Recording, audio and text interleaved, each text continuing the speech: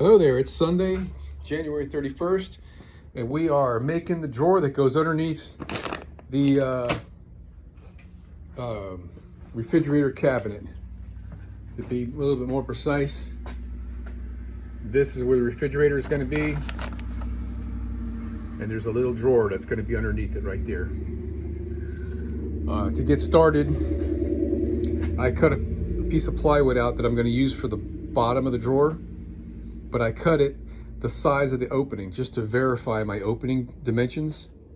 And theoretically, it's supposed to be 24.5 inches wide, but realistically, it's a little tight. So we're going with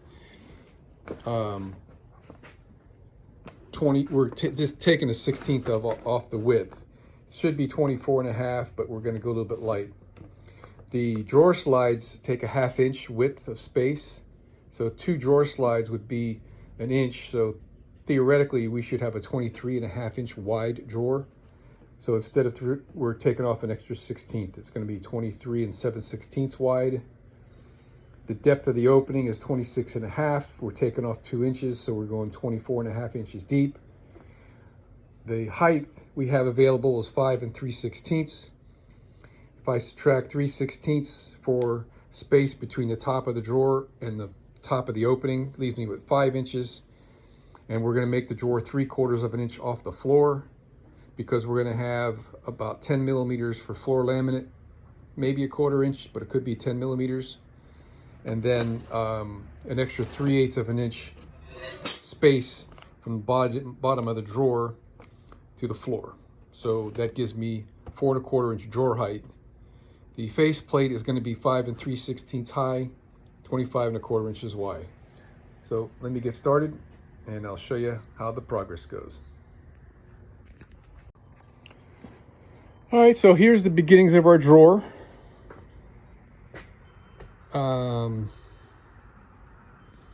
We're gonna dado a groove in the back of this face plate for these sides.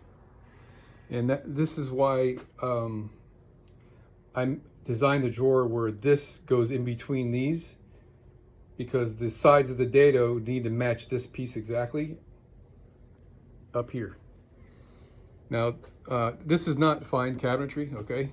This is a crate type drawer, but I've done this a lot of times, and these are really robust type of construction, so I'm good with it. We're gonna glue and screw here, just a plain old butt joint. Same for there.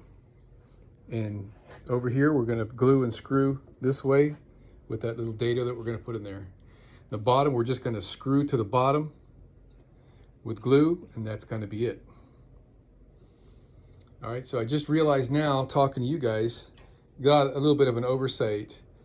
I have to trim a 1/2 inch off of these to make space for the bottom, because the bottom is just gonna, right? It's not, I'm not gonna put the bottom inside in a groove like you normally would.